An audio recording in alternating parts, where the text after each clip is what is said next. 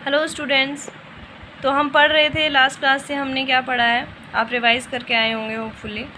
उसमें हमने पढ़ा है कि बैंक में जो बचत की योजनाएं हैं वो हम पढ़ रहे थे। हमने कुछ योजनाएं पढ़ी थी, बचत खाता योजना, चालू खाता योजना और उसके बाद निश्चित अवधि जमा खाता योजना। इसके बाद हम पढ़ेंगे संचयी सावधि जमा खाता, जैसे कि हमने डाकघर में भी इस तरीके के नाम की एक योजना पढ़ी थी।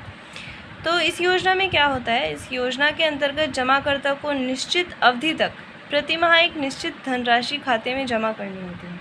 अर्थात इससे क्या फ़ायदा क्या है, जैसे हमने पढ़ा कि प्रति माह जमा करनी होती है। अर्थात इससे हमें नियमित बचत की एक आदत लग जाती है, जो कि हमारे लिए बहुत ही सुविधाजनक भी होती है और बहुत ही अच्छी भी होती है।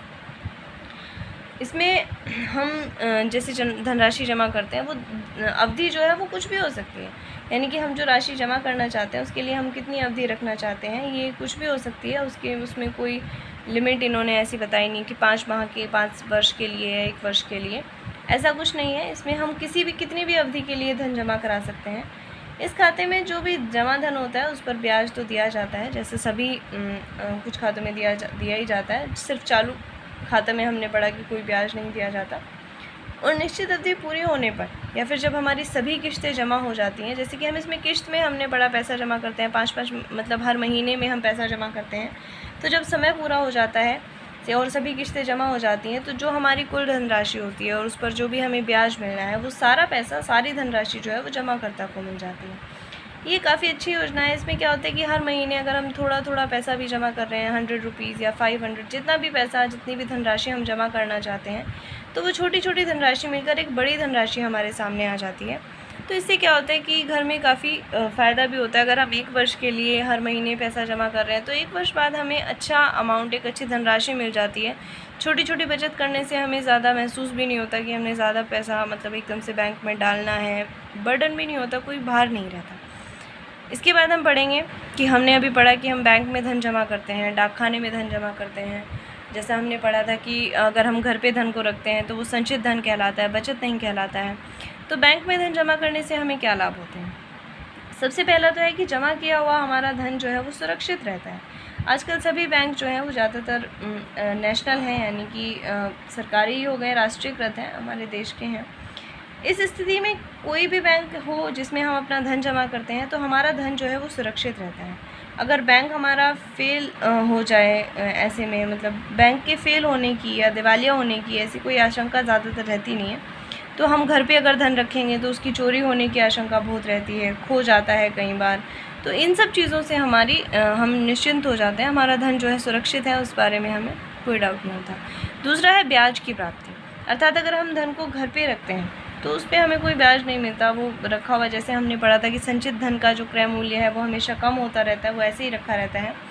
तो बैंक में जो हम धन लगाते हैं उस पर हमें ब्याज मिलता है। हमने किस योजना में धन लगाया है उसके अनुसार ब्याज की दर अलग अलग हो सकती है, लेकिन कोई ना कोई ब्याज हमें अवश्य मिलता है।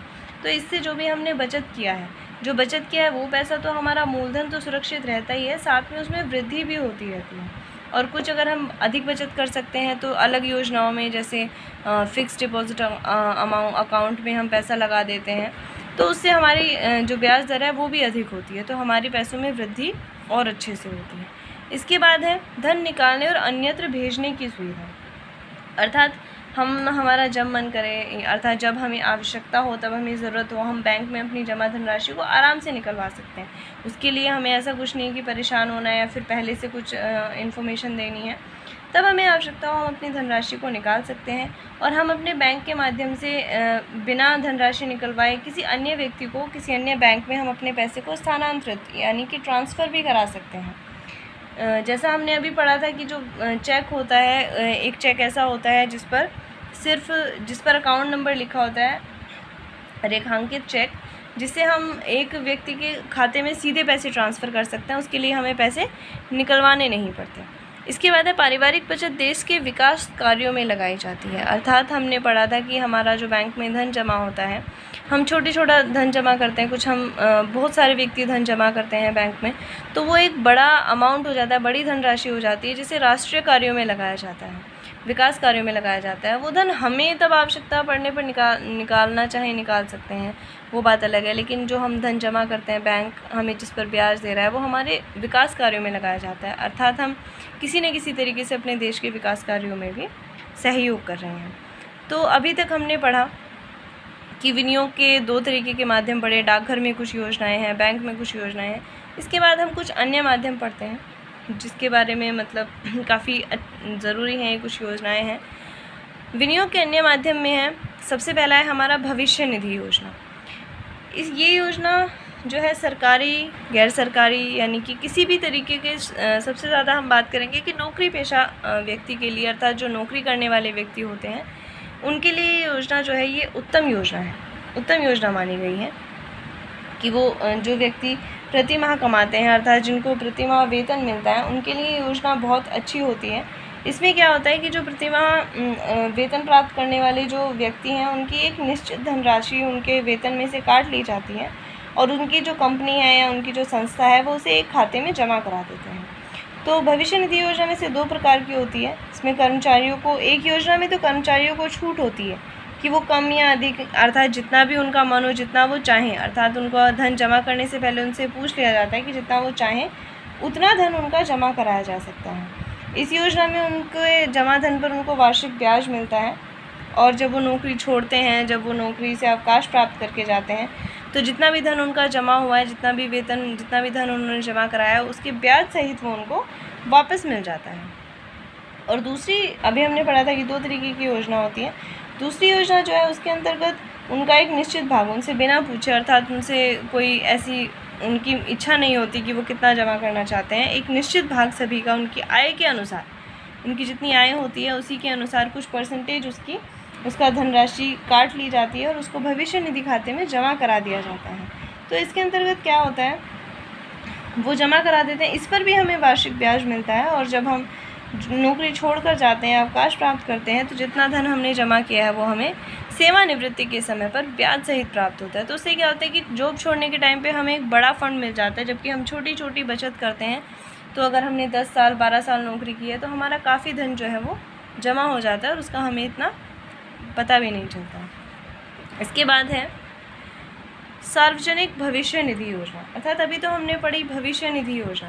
तो भविष्य निधि योजना में क्या था कि वो प्रतिमास कार्य करने वाले, यानी कि जो जॉब करते हैं, जिनको जो नौकरी करते हैं, उनको जो प्रतिमाह वेतन मिलता है उसके हिसाब से सार्वजनिक में आ जाता है कि इस योजना का लाभ सभी उठा सकते हैं, चाहे वे नौकरी करते हों चाहे वो नौकरी नहीं करते हों। यह योजना जो है केंद्र सरकार द्वारा संचालित है। इसमें कोई भी व्यक्ति पैसा जमा करा सकता है। बस क्या है कि जिस व्यक्ति को इस योजना का लाभ उठाना है उसका SBI अर्थात स्टेट बैंक ऑफ इंडिया में खाता होना ज़रूरी है। अगर आपका है तो ठीक है और नहीं है तो आपको खुलवाना पड़ता है। इसमें एक निश्चित धनराशि आपको डालनी होती है। इसमें प्रतिवर्ष कम से कम 500 रुपये और अधिक से अधिक आप कितने 1 लाख रुपये तक की धनराशि जो है वो आप जमा करा सकते हैं। ये धनराशि जो है आप एक साथ भी जमा करा सकते हैं और किश्तों में भी जमा करा सकते हैं। जैसे आपके 1 लाख रुपये हैं तो ज़रूरी नहीं आप वर्ष के अंत में उसको जमा कराएं, आप उसको प्रति माह के हिसाब से अपना डिवाइड करके भी जमा करा सकते हैं। ये आपकी इच्छा पर निर्भर करता है, ये आप एक साथ जमा कराएं या किश्तों में जमा कराएं। एक बार अगर आप सार्वजनिक भविष्य निधि खाता में अगर आप योजना, यानी कि इसके अंतर्गत जो आप खाता खुलवाते हैं उसको आपको 15 वर्ष तक चालू रखना ज़रूरी होता है। अर्थात ये जो योजना है ये 15 वर्ष की योजना है। अगर आप इसमें खाता खुलवाते हैं तो 15 वर्ष तक उसको चालू रखना अनिवार्य होता है और अगर आप 15 वर्ष के बाद भी उसको आगे लागू रखना चाहते हैं तो 5 वर्ष उसकी अवधि को और भी ज़्यादा बढ़ाया जा सकता है। लेकिन देखिए 15 वर्ष तो काफ़ी जैसे लंबी अवधि होती है, तो सरकार ने इसके लिए एक और आपके पास योजना रखी है कि अगर आपको बीच में खाता बंद कराना है या फिर आपको धन निकालना है, आपको आवश्यकता पड़ गई अचानक से, तो आप 3 वर्ष बाद, 3 वर्ष तक तो आप इसमें से धन नहीं निकलवा सकते। लेकिन अगर आपके खाता खुलने के 3 वर्ष बाद आप उस धन में से 1/4 धन पर ऋण ले सकते हैं। अर्थात उसके लिए आपको बैंक को ब्याज देना होगा। आपके धन पर तो ब्याज होगा और उस धन को आप पुनः किश्तों में जमा भी करा सकते हैं, यानी कि जितना धन आपने निकाला है उस धन को आप वापस उसमें जमा भी करा सकते हैं। अभी तक हमने क्या पढ़ा, ध्यान से सुनिएगा कि इसमें 15 वर्ष तक चालू रखना ज़रूरी है, 5 वर्ष की अवधि बढ़ा सकते हैं और खाता खोलने के 3 वर्ष बाद हम 1/4 भाग पर ऋण ले सकते हैं। और उस धन को हमें पुनः किस्तों में अर्थात मंथली महीने में किस्तों को बढ़ाकर हमें उसको जमा कराना पड़ता है। तो इसमें क्या है कि इस धन पर हमें ब्याज जो मिलता है वो चक्रवृद्धि वार्षिक ब्याज मिलता है और ये धनराशि जो है वो कर मुक्त होती है। अर्थात इस धन पर जैसे हमने अभी तक पढ़ा कि आयकर मुक्त योजनाएं कौन कौन सी हैं, तो जो सार्वजनिक भविष्य निधि योजना है ये योजना कर मुक्त होती है। इस पर आपको कोई आयकर नहीं देना पड़ता। इस योजना में आपने जितना धन लगाया है वो आपका आयकर मुक्त होता है और कुछ भी सिचुएशन हो, कोई भी कंडीशन हो, किसी भी स्थिति में न्यायालय द्वारा भी यह धन कुर्क नहीं किया जाता। अर्थात न्यायालय भी इस धन को आपके हड़प नहीं सकता है। जैसे कई बार कुछ ऐसी स्थिति हो जाती है कि आपके खाते बंद कर दिए जाते हैं, आपका पैसा जो है वो सरकार के पास चला जाता है, तो इस योजना में जो आपने पैसा लगाया है उसको सरकार अपने पास नहीं ले सकती। इसके बाद तीसरी योजना है जीवन बीमा योजना।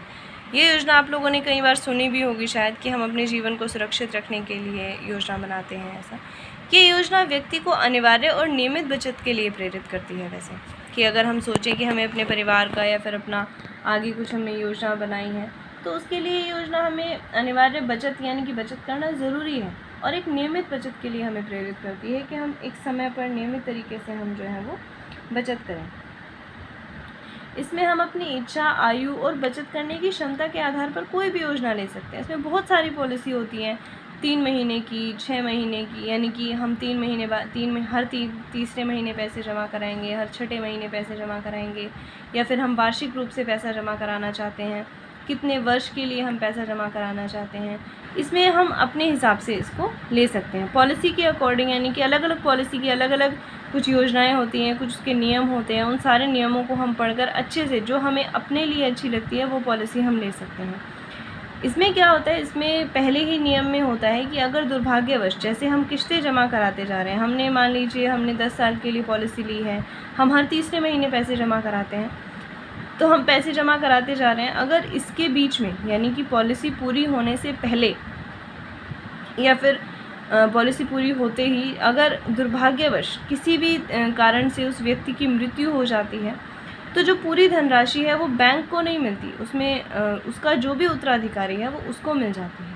अर्थात कई बार क्या होता है कि किस्तें पूरी नहीं हो पाती, चाहे उस व्यक्ति ने 2 ही किस्तें क्यों ना पूरी की हो, लेकिन अगर उसकी दुर्भाग्यवश कोई एक्सीडेंटल मृत्यु हो गई है तो उसकी वो बैंक जितनी जमा करने वाली धनराशि है, जितनी धनराशि का उसने बीमा कराया है, वो पूरी धनराशि जो है वो जीवन बीमा वाले उसके उत्तराधिकारी को देते हैं।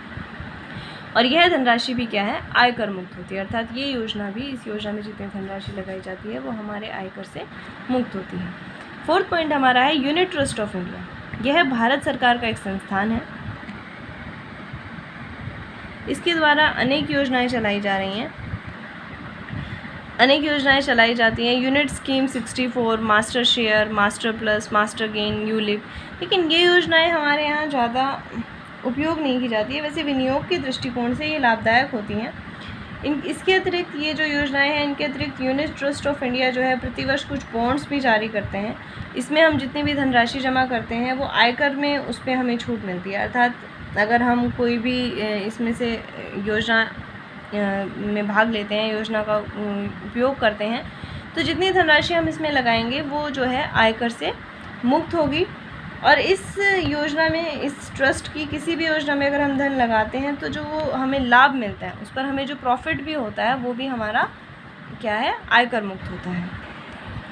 इसके बाद लास्ट जो है आपका है कंपनियों के शेयर्स। तो यहाँ पर ये जो योजना है ये उतनी सुरक्षित योजना नहीं मानी जाती।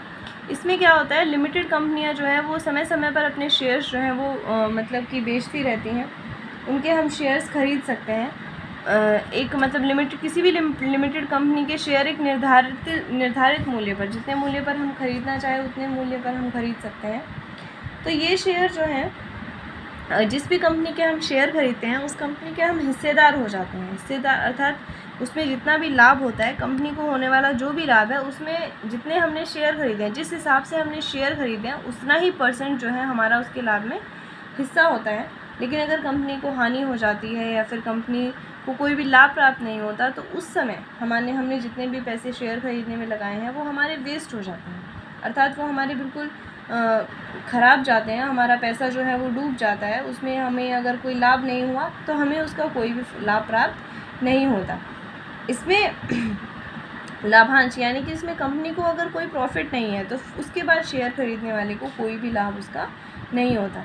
कई बार जो अच्छी कंपनी होती है उसके शेयर हम खरीदते हैं तो उनकी बहुत ज़्यादा जो उनकी कीमत है कई बार बढ़ जाती है, कंपनी के शेयर जो है उनकी कीमत बढ़ जाती है, तो हम कम पैसों में खरीद कर उनको अधिक पैसों में बेच भी सकते हैं, उससे भी हमें लाभ प्राप्त होता है। लेकिन कंपनियों के शेयर खरीदने के लिए हमें बहुत सारी सूझबूझ और बहुत अधिक जानकारी की आवश्यकता होती है, उस कंपनी के बारे में हमें सारी जानकारी होनी चाहिए। ये जो योजना है बहुत अधिक सुरक्षित माध्यम नहीं माना जा सकता, लेकिन अगर हम कंपनी के शेयर्स खरीदने चाहते हैं तो उसके बारे में हमें पूरी जानकारी कर लेनी चाहिए और हमेशा अच्छी कंपनियों के ही शेयर्स खरीदने चाहिए। तो यहाँ पर आपका ये टॉपिक और चैप्टर दोनों कंप्लीट हो गए हैं। इसको अच्छे से पूरा रीड आउट करना है, आपको पूरा पढ़ना है, दोबारा से पूरी वीडियोस आपको अच्छे से देखनी है, क्योंकि आपके जो क्वेश्चन आंसर होते हैं वो पूरे चैप्टर में से ही होते हैं, वो चाहे लॉन्ग क्वेश्चंस हो शॉर्ट क्वेश्चंस हो। जो क्वेश्चंस आपको भेजे जाएंगे वो आपको अपनी नोटबुक में नोट करके मुझे फ़ोटोज़ सेंड करनी है उसकी, और उन क्वेश्चंस को आपको अच्छे से रीड आउट करना है।